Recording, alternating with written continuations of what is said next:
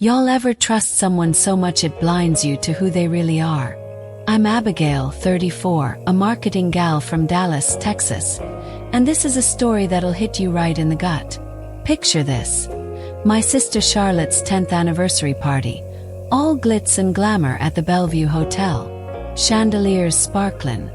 Champagne flowin' like the Brazos River. I was there, smilin' through the pain of a fresh breakup, hoping to celebrate her perfect marriage. But when I came back from the restroom, I caught something in the window's reflection that froze my blood. Charlotte, my own flesh and blood, slipping something into my champagne glass with a smile colder than a West Texas winter. My heart pounded. Memories of her old tricks flooded back, but this felt darker, more dangerous. What I did next wasn't just instinct. It was a reckoning. I swapped that glass with her husband Ethan's, raising it for a toast to truth. That one move unraveled everything. Her marriage, our family, the lies we'd all been living. This ain't just a tale of betrayal. It's about facing the truth, no matter how much it hurts. Stick with me, y'all, as we unpack a night that shattered my world and forced us all to rebuild from the ashes. If you've ever been stabbed in the back by family, you'll want to hear this. Drop your story in the comments, hit that like button, and let's walk this Texas-sized journey together.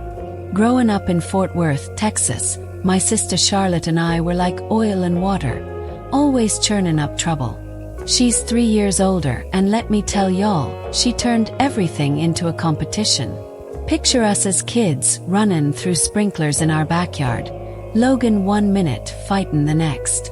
I worked hard to make the cheer squad at Pascal High, a big deal for a Texas girl dreaming of Friday night lights.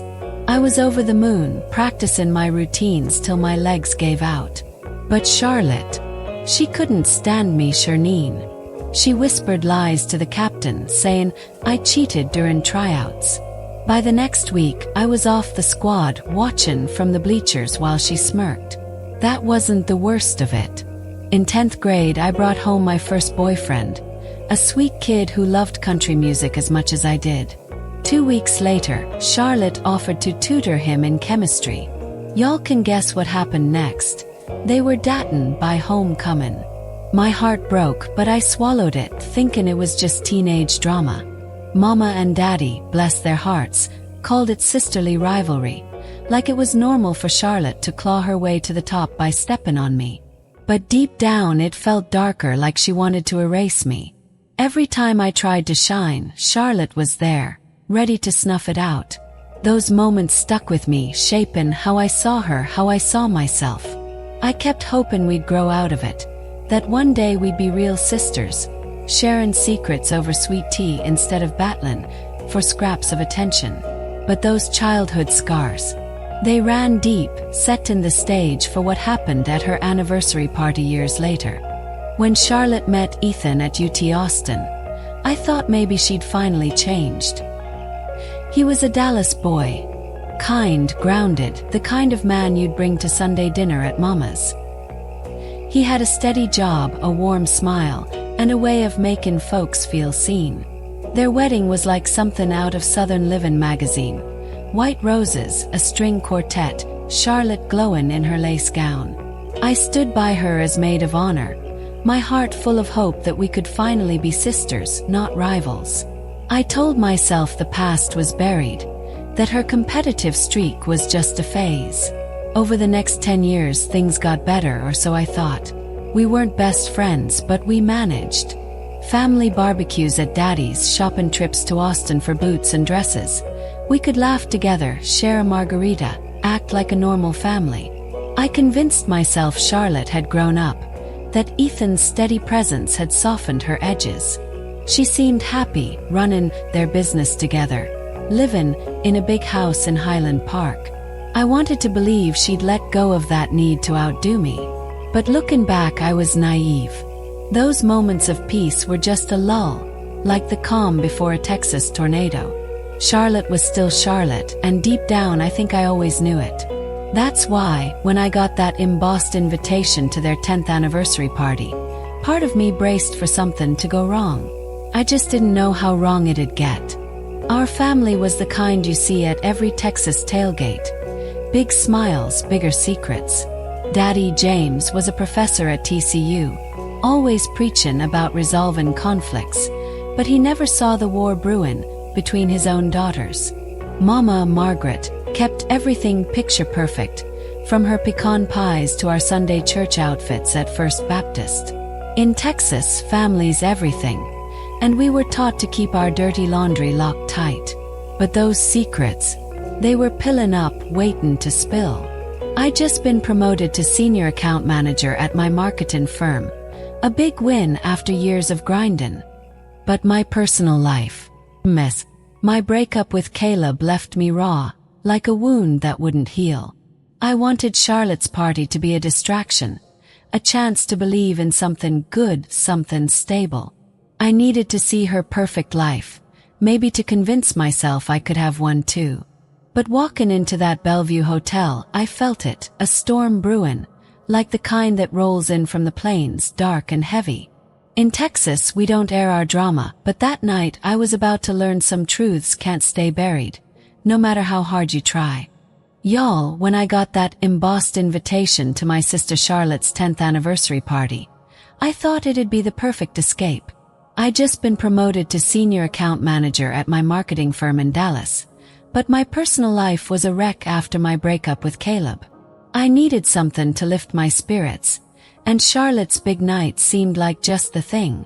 The party was at the Bellevue Hotel, the kind of place that screams Texas money. Crystal chandeliers sparkling like stars, swan-shaped ice sculptures glistening under the lights, and a champagne fountain flowing like the Brazos River on a good day. Charlotte had spared no expense, and it showed. The ballroom was a sea of elegance, with about 60 guests in their finest. Cowboy boots polished, dresses shimmering. A string quartet played softly in the corner, mixed in with the chatter and clink of glasses.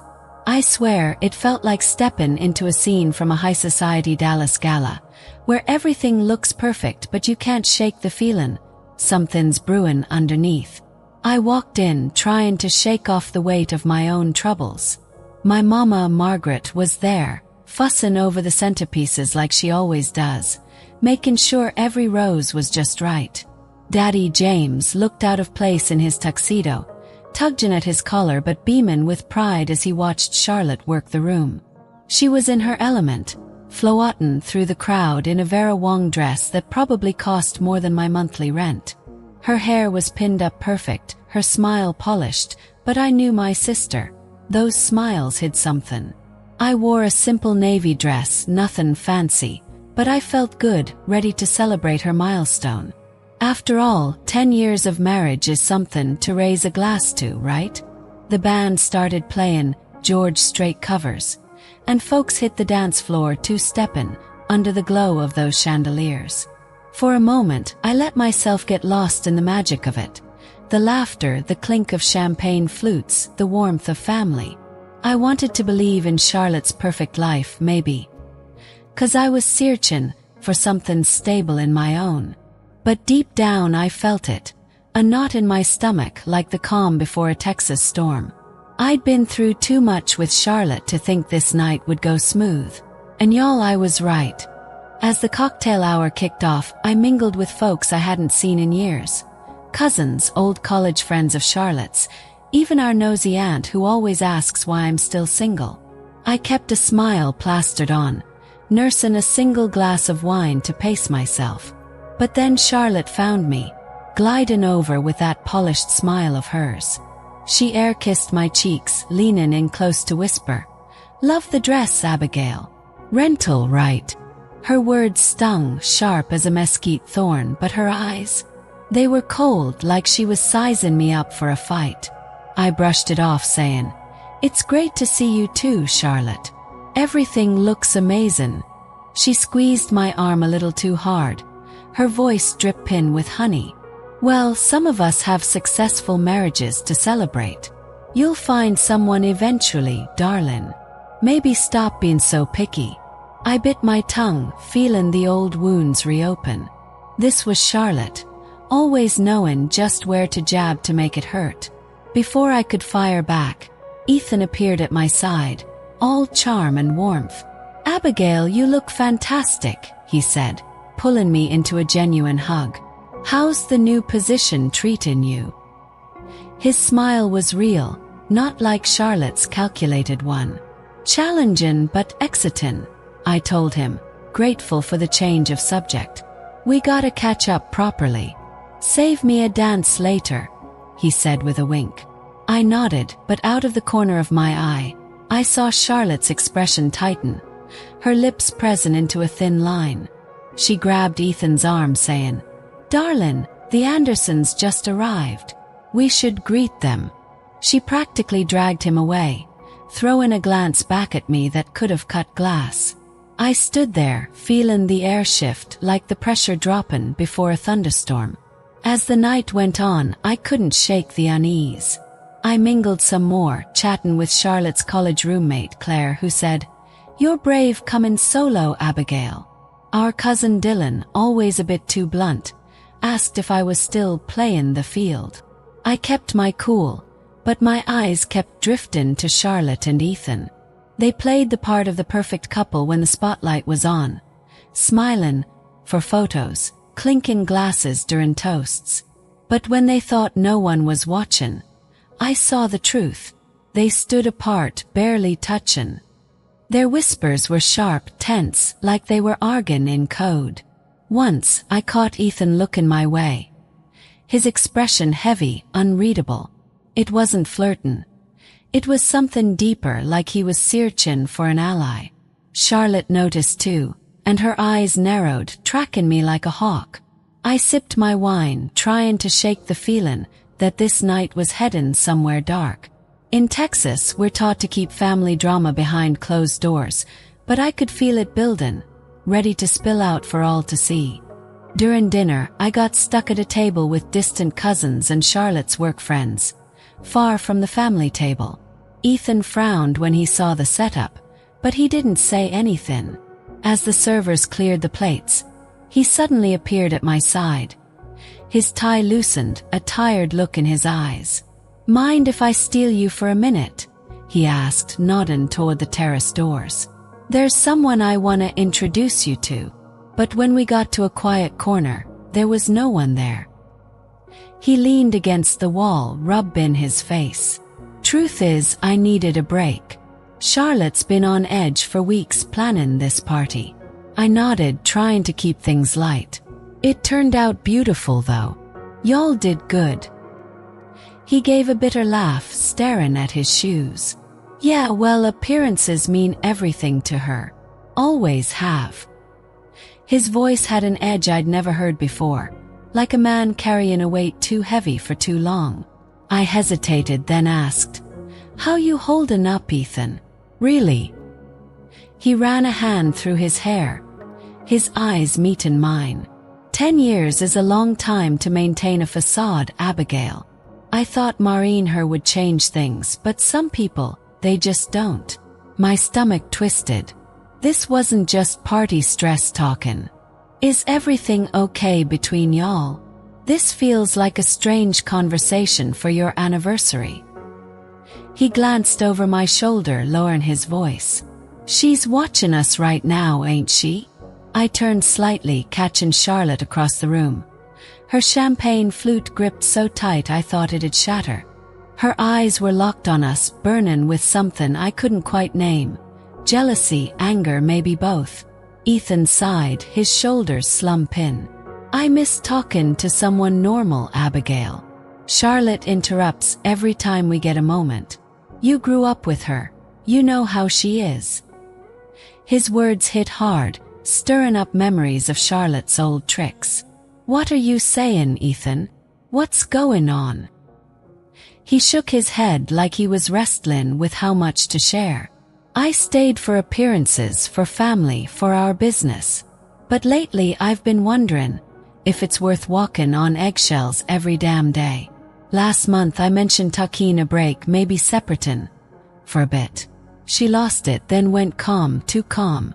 Said we needed this party to remember why we fell in love." His voice dripped with sarcasm, and I felt a chill. This wasn't the Ethan I knew, the steady Dallas boy who seemed to have it all together. This was a man trapped, and he was looking to me like I might understand.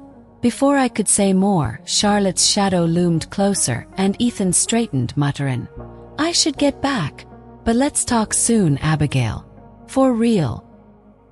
He squeezed my hand and walked away, leaving me with a sinking feeling that this night was about to unravel. Standing there by the terrace doors, I couldn't shake the weight of Ethan's words. It was like peeking behind the curtain of Charlotte's perfect life and seeing the cracks she'd been hiding. I'd always thought their marriage was solid, the kind of thing you see on Instagram with hashtags like #couplegoals. But now, it felt like a house of cards, one wrong move from collapsing. I glanced around the Bellevue ballroom, the chandeliers casting a warm glow over folks lounging and dancing. But to me, it was like watching a storm roll in across the Texas plains, beautiful but dangerous. I'd come to this party hoping for a distraction from my own mess. My breakup with Caleb had left me raw, like I'd been dragged through a briar patch. He couldn't commit, and I was tired of waiting. I'd thrown myself into work, landing that promotion, but it didn't fill the hole. I wanted to believe in Charlotte and Ethan, to see something stable in a world that felt like it was spinning out of control. But that knot in my stomach kept growing. Charlotte's jab about my dress, her icy stare when Ethan hugged me. It was like stepping back into our childhood, where everything was a competition. I remembered how she'd steal my spotlight, twisting things to make me feel small. This party was supposed to be her crowning moment, but it felt like she was setting a stage for something else.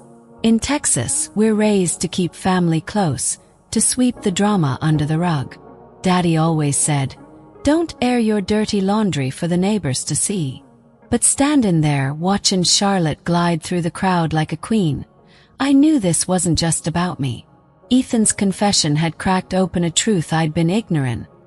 Charlotte wasn't just competitive. She was dangerous when she felt threatened. I sipped my wine, my eyes tracking her as she laughed with guests, her hand resting on Ethan's arm like a claim. I couldn't shake the feeling that I was walking into a trap, that this night was gonna change everything. And y'all, I wasn't wrong.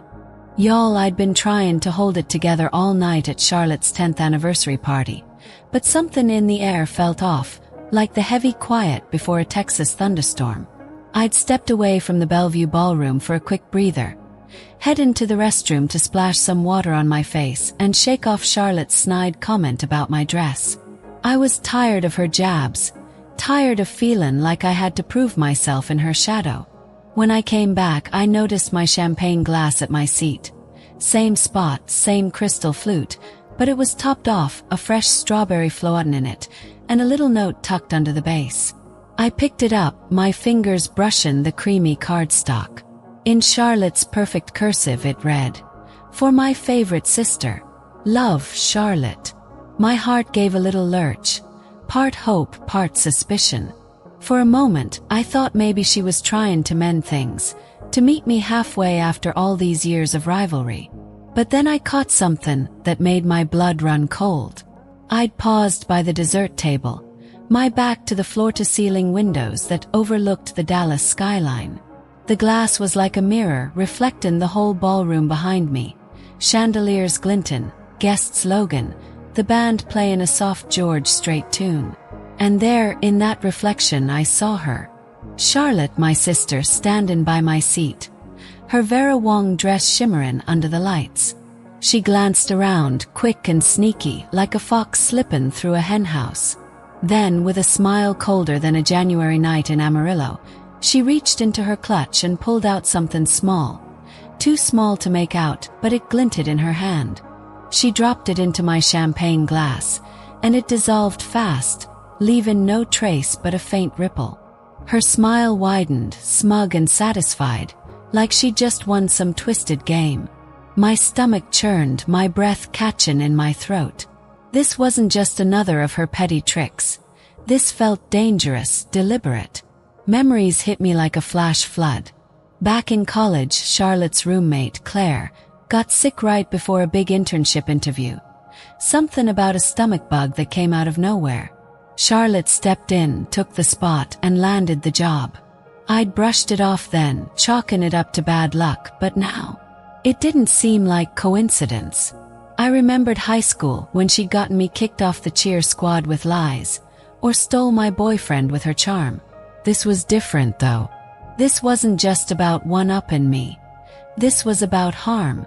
My hands shook as I stood there, staring at that glass, the strawberry bobbin, innocently.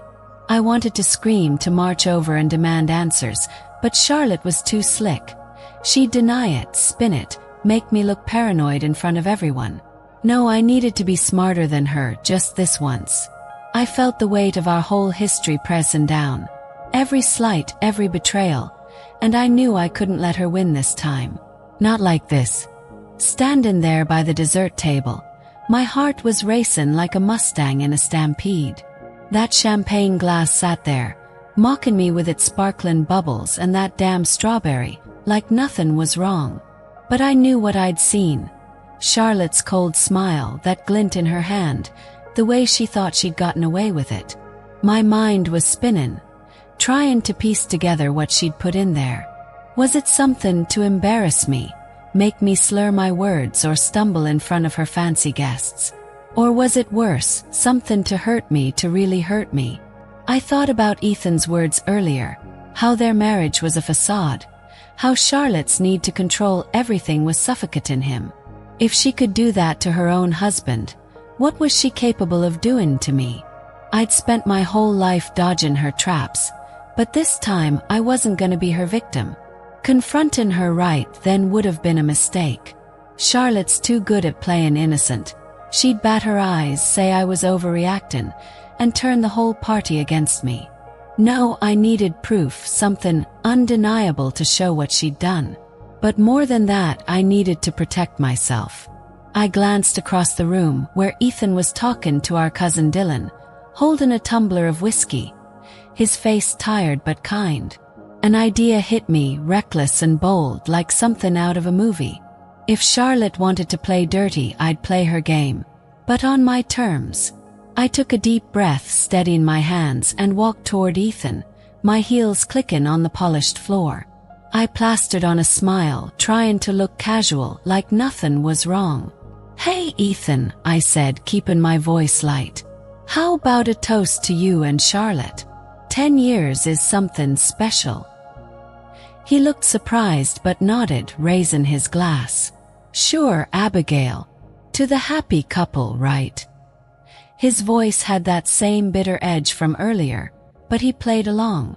I stepped closer, my heart pounding so loud I thought he'd hear it. "To truth," I said, clinking my champagne flute against his whiskey tumbler.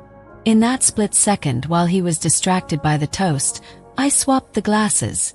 Quick, smooth, like I'd practiced it 100 times. My champagne, with whatever Charlotte had slipped in, was now in his hand, and his whiskey was in mine. I raised the tumbler, tucking a sip to sell the act, while Charlotte watched from across the room, her smug smile still in place. She thought I was drinking her poison. She thought she'd won. My hands were steady now, but inside I was a mess. Part guilt for dragging Ethan into this, part fury at Charlotte for pushing me to this point. I'd just crossed a line, but so had she. I stood there, sipping Ethan's whiskey, the burn of it grounding me as I watched him across the room. He'd taken a big gulp of the champagne. My champagne, the one Charlotte had tampered with. For a moment, nothing happened. He laughed with Dylan, clapping him on the back, his voice carrying over the music. I almost wondered if I'd imagined the whole thing, if that glint in Charlotte's hand was just my paranoia. But then, about 20 minutes later, I saw it. Ethan's movements got sloppy, like he was moving through molasses. He swayed a little, his laugh too loud, his words starting to slur.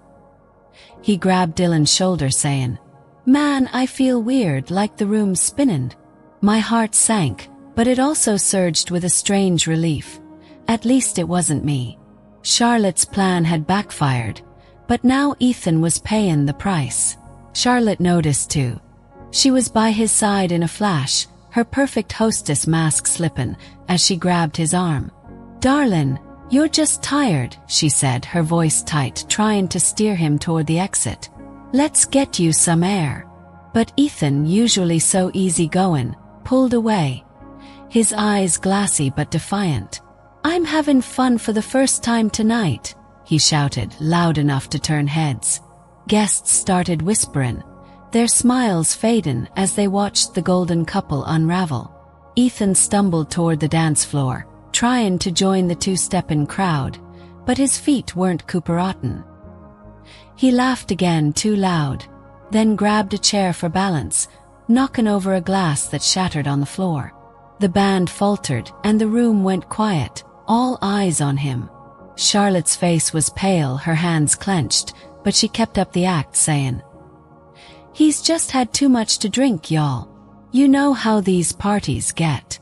I stood frozen, my whiskey tumbler still in hand, watching the chaos unfold. Part of me wanted to run to Ethan to confess what I'd done, but I couldn't. Not yet.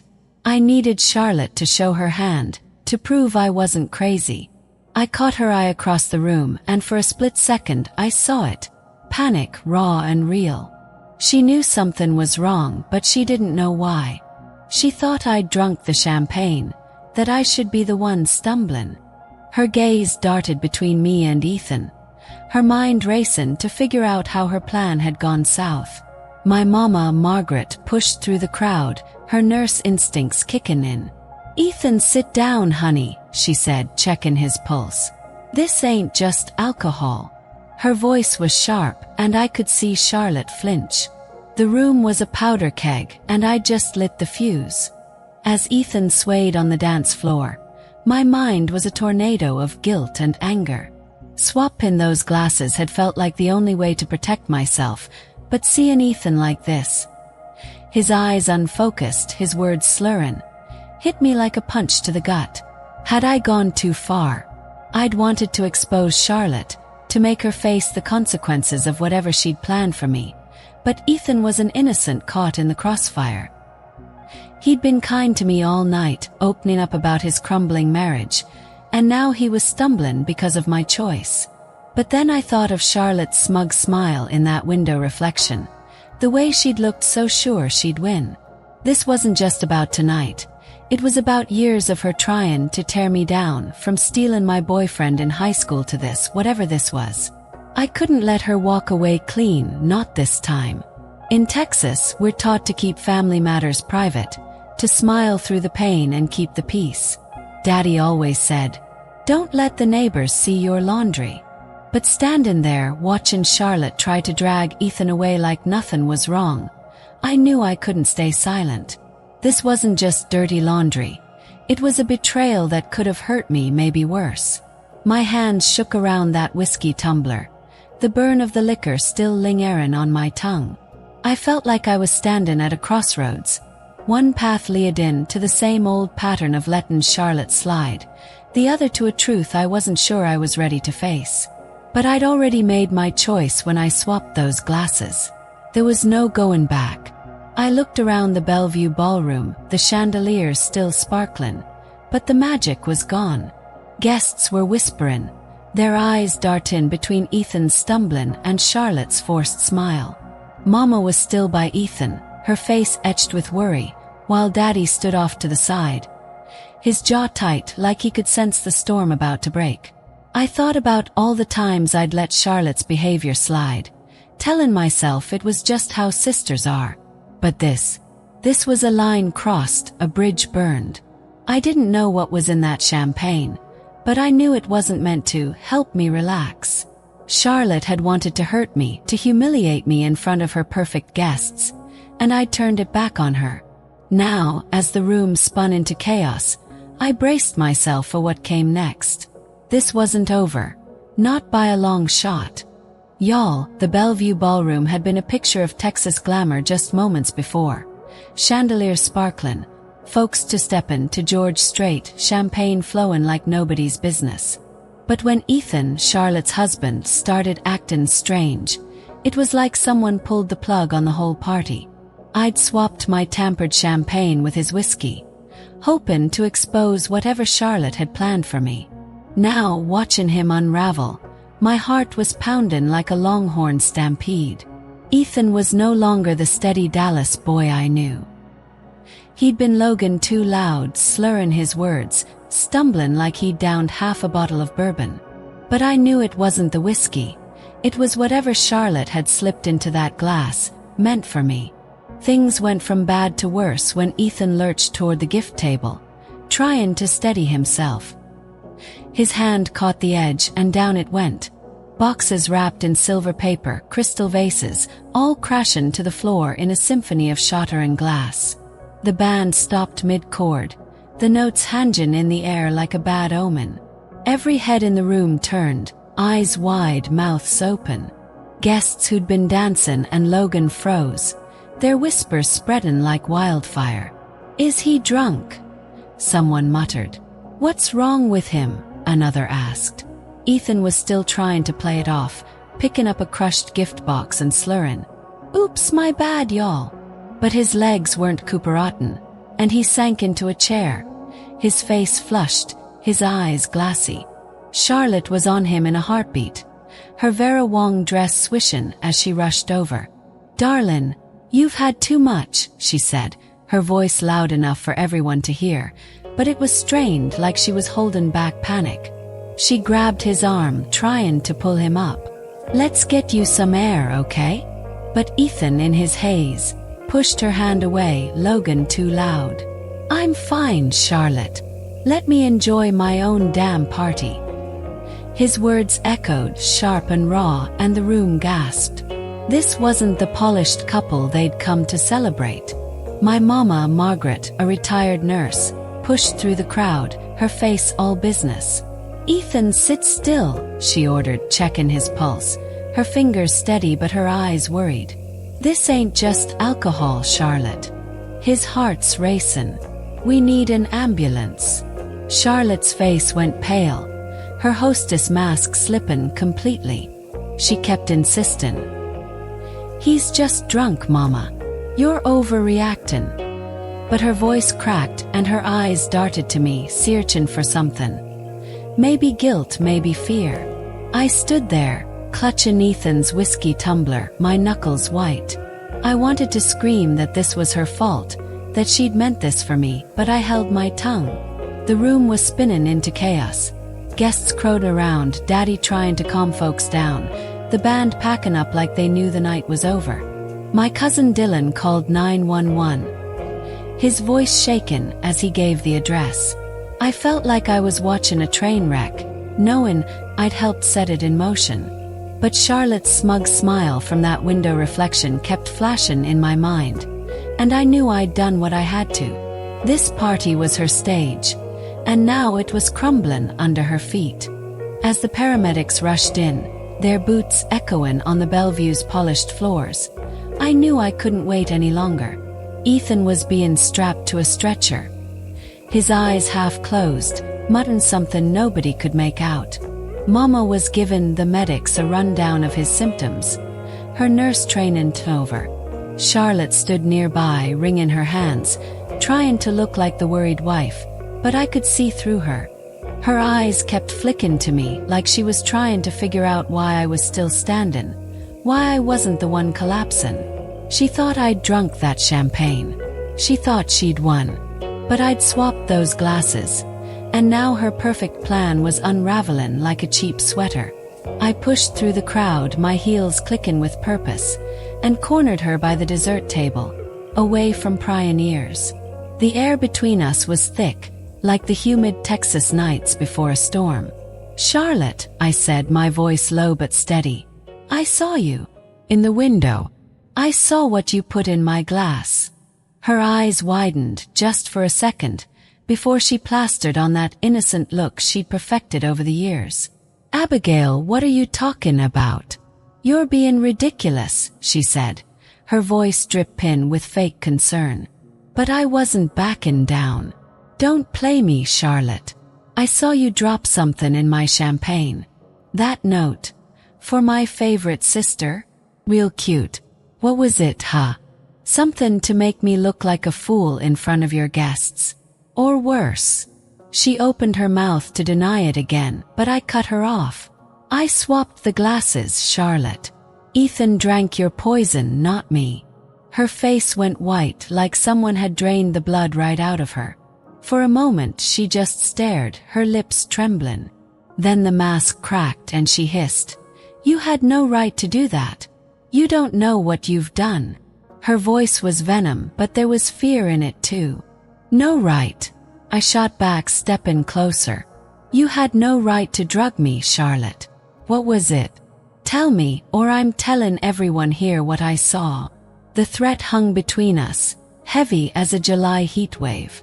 She glanced around, making sure no one was close enough to hear, then leaned in, her voice barely a whisper. "It was just a sedative, okay? Itavin. To help you relax. You were so uptight, Abigail, always trying to steal the spotlight. I just wanted you to loosen up." Her words were a lie, thin as tissue paper, and we both knew it.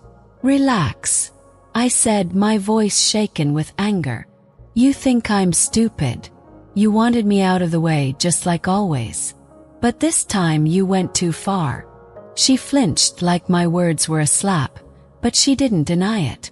For the first time I saw something like shame in her eyes, but it was gone as quick as it came. "You shouldn't have meddled," she muttered, turning away, but I grabbed her arm. "This ain't over, Charlotte. You're gonna face this." She yanked free, her eyes blazing, and stormed toward the ambulance, leaving me standing there, my heart racing but my resolve stronger than ever. The hospital was a blur of harsh lights and antiseptic smells, a far cry from the Bellevue's glamour. Ethan was in the ER, hooked up to monitors, while the rest of us crowded into the waiting room. Me, Mama, Daddy, and a few relatives who'd followed. Charlotte was there too, passing like a caged animal, her designer dress looking out of place among the worn chairs and old magazines. I sat there, still clutching Ethan's whiskey tumbler in my mind's eye, replicating the moment I'd swapped those glasses. Guilt gnawed at me, but so did anger. This was Charlotte's doing, not mine. She'd meant that sedative for me, and now Ethan was paying the price. Mama was beside herself, her nurse instincts clashing with her worry. "I told them it's not just alcohol," she said, her voice tight. "Mixing sedatives with liquor can be dangerous." "Charlotte, what happened?" Charlotte avoided her eyes, muttering, "He must have taken something himself. I don't know." But her hands were shaking, and I could see the cracks in her story. A police officer showed up, asking questions, taking notes. I pulled him aside and told him everything.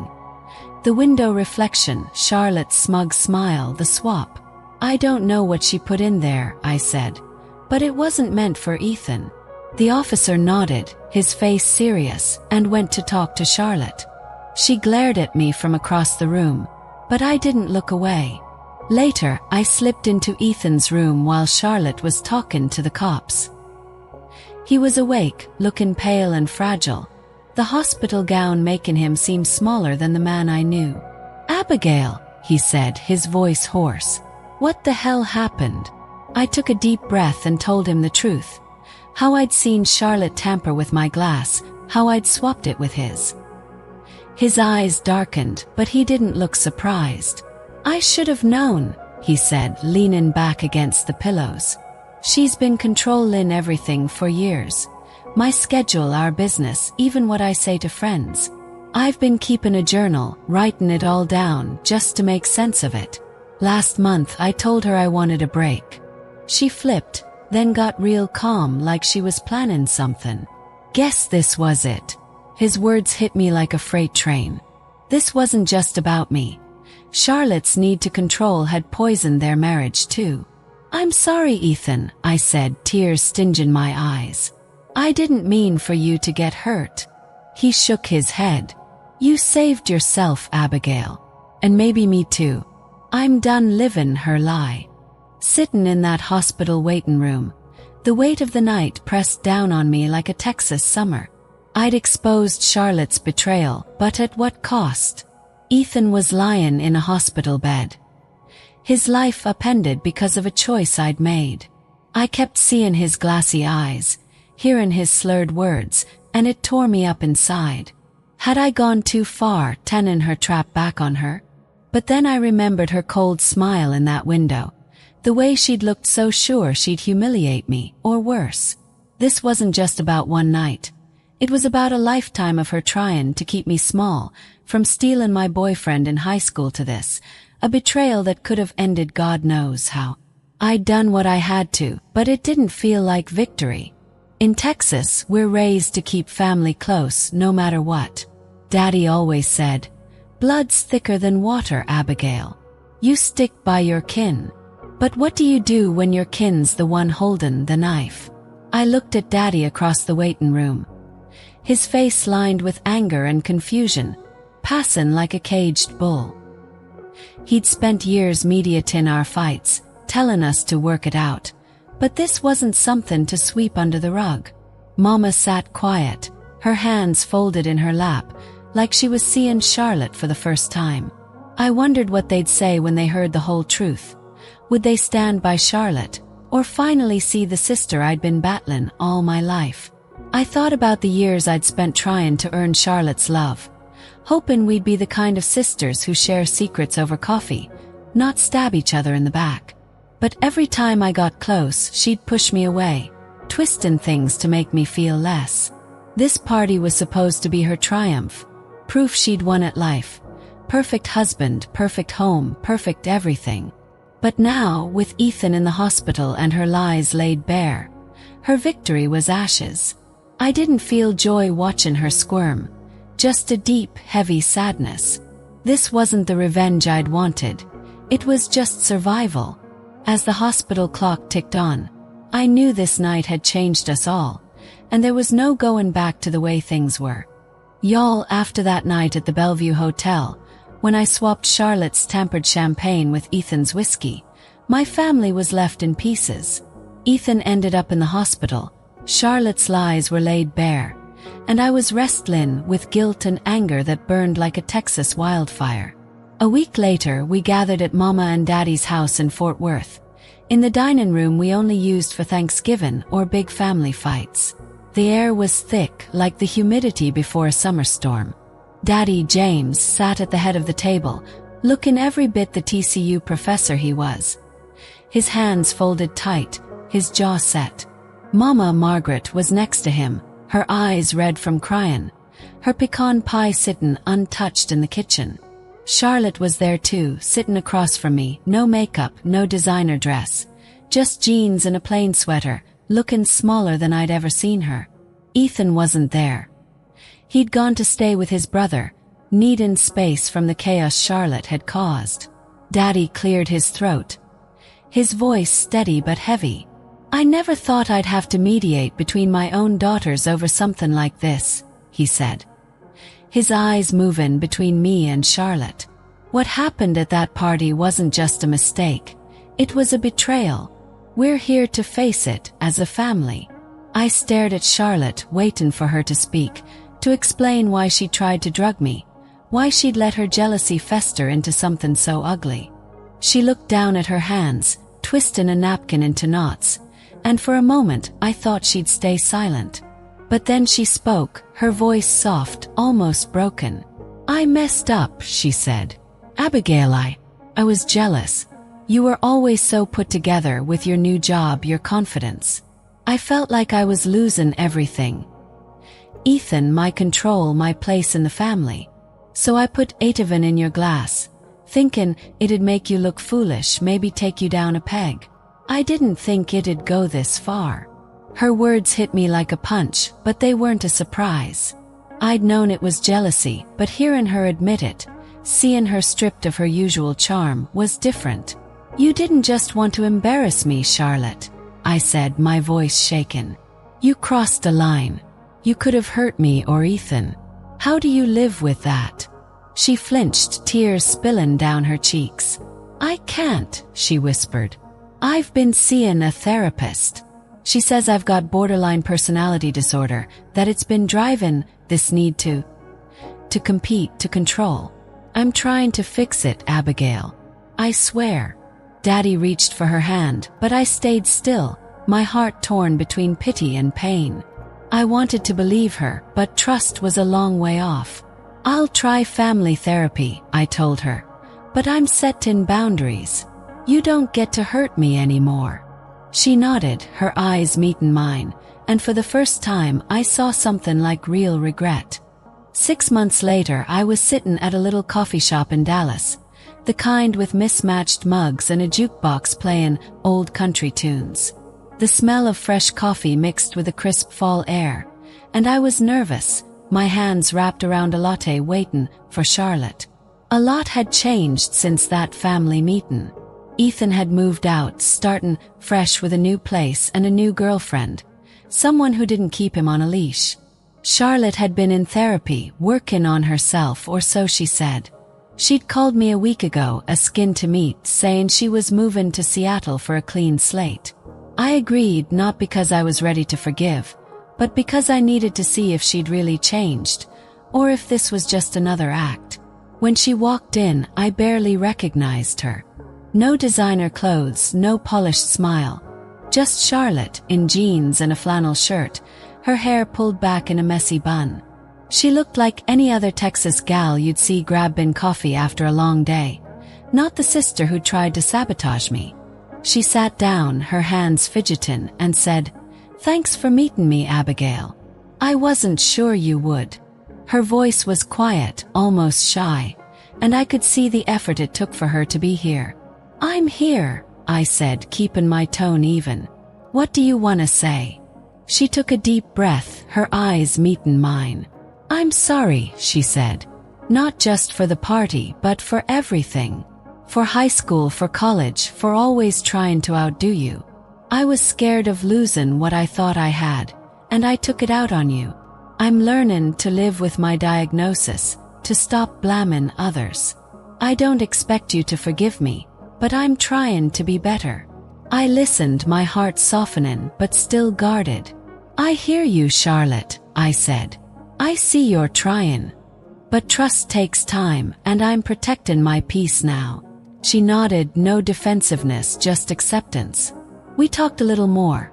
About her move, about my new boyfriend, Ryan, a school principal who's as honest as a Texas sunrise. It wasn't a full reconciliation, but it was a start, a crack in the wall between us. As she left, hugging me lightly, I felt a weight lift, not because everything was fixed, but because I'd chosen to let go of some of the anger. Charlotte was heading to Seattle, and I was staying in Dallas, building a life that wasn't defined by her shadow. Looking back on that night at the Bellevue, when I swapped Charlotte's poison champagne with Ethan's whiskey, I realize it was more than just a moment of survival. It was a turning point. That glass shattered everything. Charlotte's marriage, our family's facade, the lies we'd all been living. But in the wreckage, we found a chance to rebuild, to face the truth instead of hiding behind it. Ethan's free now, living a life that's his own. Charlotte's trying to change, fasten her demons in therapy, starting over in Seattle.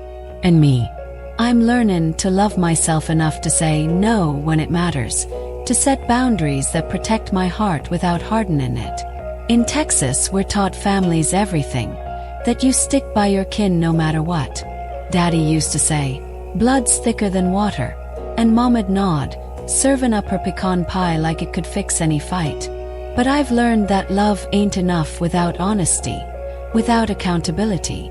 Charlotte's betrayal cut deep, not just because of what she did, but because it forced me to see the sister I'd been idolizing and fighting for years. I wanted us to be close, to share laughs and secrets like sisters in the movies, but I can't keep chasing that dream at the cost of my own worth. Therapy's helped me see that too. Why I kept forgiving her, why I let her hurt me. I was scared of losing her, but I was losing myself more. I don't know if I'll ever fully forgive Charlotte. Some days I'm still angry, thinking of that smug smile in the window reflection, the way she thought she'd win. But other days I see her trying, and I hope she finds peace.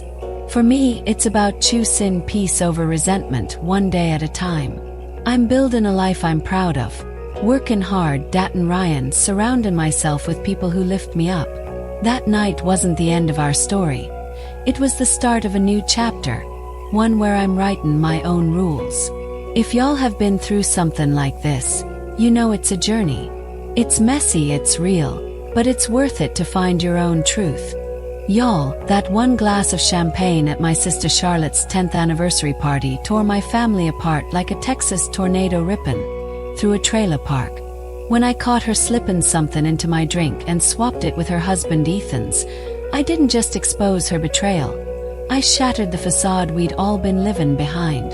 Ethan's free now, building a life that's his own, no longer suffocated by Charlotte's control. Charlotte's in Seattle, working on herself, trying to untangle the knots of her jealousy and pain. And me, I'm still here in Dallas, learning to stand tall in my own truth, to love myself enough to draw lines in the sand when it matters. That night wasn't the victory I'd hoped for. It wasn't about revenge, not really. It was about survival, about choosing to protect my heart from someone I loved but couldn't trust. In Texas, we're raised to believe family's everything, that you stick by your kin no matter what. But I've learned that love without honesty is just a pretty lie. Charlotte's actions cut deep, and some days, I still feel the sting of her betrayal, that cold smile in the window reflection haunting me. I don't know if I'll ever fully forgive her. Maybe I'm not supposed to. But I'm choosing peace over resentment, one hard one day at a time. This journey's taught me that healing ain't about fixing what's broken. It's about building something new, something stronger. I'm dating Ryan now, a man who's as steady as a Texas oak, and I'm surrounding myself with folks who lift me up, not tear me down. That night changed everything, but it also gave me a chance to rewrite my story, to choose myself. And y'all, that's a freedom worth fighting for. If you've ever been betrayed by family, you know how it shakes you to your core. How'd you handle it, y'all? Drop your story in the comments below. I read every single one, and I want to hear how you found your way through. If this story hit home, if it made you think about the lines you've drawn or the truths you've faced, hit that like button to let me know. And don't forget to subscribe, 'cause we're just getting started on this Texas-sized journey of truth and healing. Next week, I'm diving into how I'm navigating dating after betrayal, sharing why setting boundaries is my new best friend. It's gonna be raw, real, and full of lessons I've learned the hard way. So join me, let's walk this road together. In Texas, we don't just survive, we thrive, and I want y'all right here with me, building lives that shine brighter than a Dallas skyline at dusk. Let's do this.